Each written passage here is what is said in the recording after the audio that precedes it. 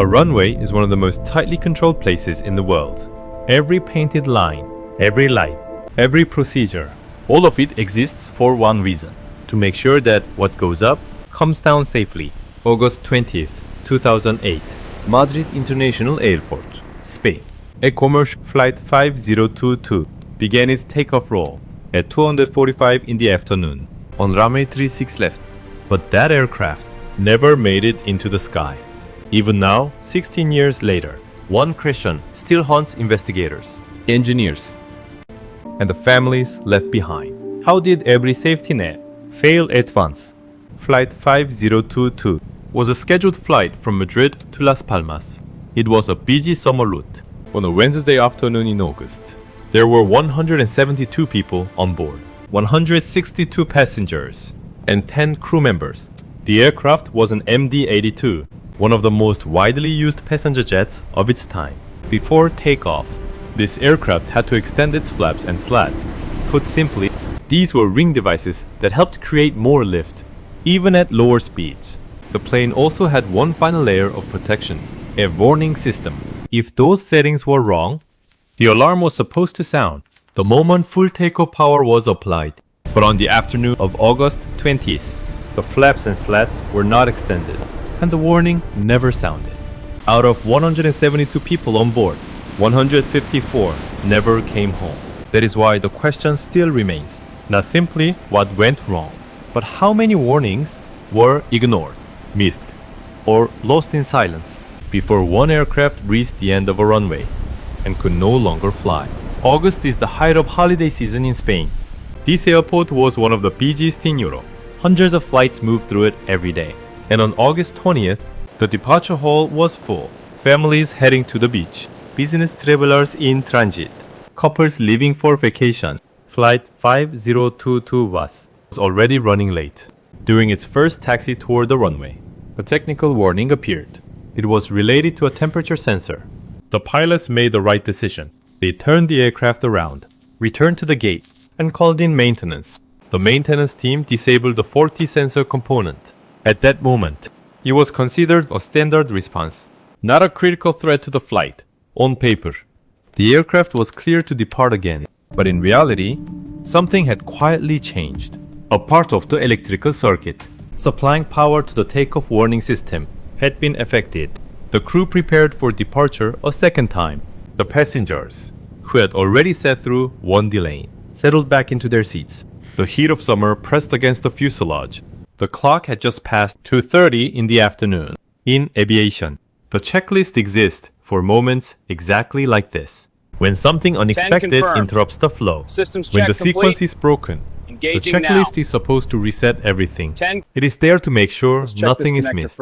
But later, investigators found something crucial. After returning to the gate, the departure checklist was not completed as designed. The flap and slat lever should have been moved to the takeoff position. Instead, it remained at 0. No one caught it, and the system that should have caught it for them stayed silent. 2:45 and 16 seconds p.m. Flight 5022 received clearance to enter runway 36 left and begin its takeoff roll. The engines powered up. The aircraft began to accelerate. Flaps and slats are a bit like outstretched arms. They extend from the wing and change its shape.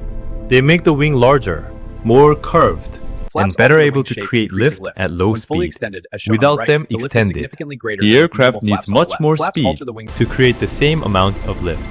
And on a hot summer afternoon, when the air is thinner and lighter, that difference becomes critical. 2:45 and 43 seconds p.m. The aircraft reached rotation speed, the speed where the nose should rise. The pilots pulled back, the nose lifted, and for a brief moment, the aircraft seemed to climb. But with the flaps and slats still retracted, the aircraft was producing far less lift than it needed. Physics does not negotiate. As the pilots tried to hold altitude, the wings could not support flight at that speed. Within seconds, the aircraft entered an aerodynamic stall. That means the wings were no longer producing enough lift to keep the plane in the air. 2:45 and 57 seconds p.m. Just 11 seconds after liftoff, Flight 5022 struck the ground to the right of the runway. The aircraft broke apart, and fire followed. Emergency crews stationed at the airport reached the scene within minutes. Out of 172 people on board, only 18 survived. Most of them had been seated in the rear section. 154 people died in Las Palmas at the destination airport. Friends and family waited in the arrivals hall. The board first showed a delay, then a longer delay, and then the information disappeared altogether. No clear announcement came. For nearly an hour, Spanish television broke into regular programming. Within the hour, smoke rising from the airport perimeter appeared on screen. Soon, the word crash began to spread. By that evening, Flight 5022 had become the top story across Europe. The early reports were confused. The number of casualties was unclear. Speculation about the cause spread before investigators even arrived. In the first 24 hours, 3 explanations moved through the media: weather, mechanical failure, and pilot error. Each one contained part of the truth, but none of them told the whole story. We were on scene in less than 3 minutes. But you have to understand, in 3 minutes, so much had already happened. We did everything we could. Some of the people we reached were still calling for help. Others were completely still. Spain declared 3 days of national mourning. Members of the royal family visited survivors in hospital. Outside the arrivals terminal in Las Palmas, a temporary memorial began to grow. Photos, flowers, handwritten notes. Among the 154 dead were families traveling together, a wedding party, students, and retirees. The National Air Accident Investigation Authority took charge of the case. Investigators quickly recovered the flight data recorder and the cockpit voice recorder. What those devices revealed would shape how the public understood this tragedy. But they also raised one question that was never fully answered. The flight data recorder made one thing clear. Throughout the takeoff roll, the flaps and slats stayed at 0. They were never moved to the required takeoff setting. The checklist had not been fully completed. The cockpit voice recorder captured the second departure preparation, but the callouts investigators expected to hear, confirming the flap and slat settings, were not heard in sequence. Why that happened remains under analysis. Was there distraction, an interruption, a break in routine caused by returning to the gate, or some combination of all three? No final certainty was ever reached, but the investigation uncovered a second major finding. The takeoff warning system, known as TOWS, did not activate. This was the system that should have sounded the moment the pilots advanced the throttles with the flaps in the wrong position. In simple terms, it was the last line of defense, the final alarm, meant to catch the mistake the checklist missed. Investigators confirmed that this system was not receiving electrical power. The power interruption was linked to the earlier maintenance work, specifically the disabling of the faulty temperature sensor.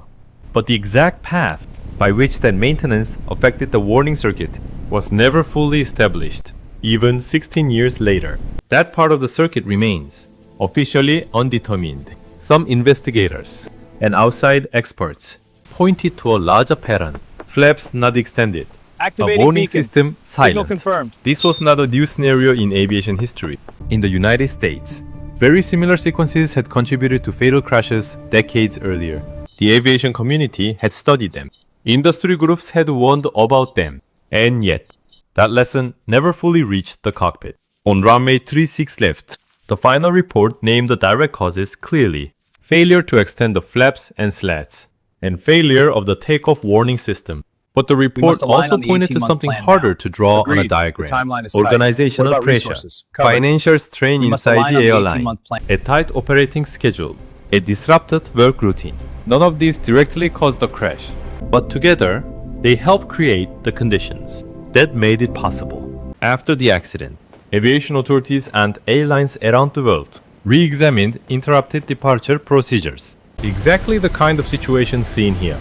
Returning to the gate for maintenance, then trying to depart again. One principle became much stronger, and in many places, it became formal procedure. If the normal sequence of pre-departure checks is interrupted, for any reason, the crew must go back to the beginning, not continue from where they stopped. Start again. A checklist is not a bookmark. It is a sequence.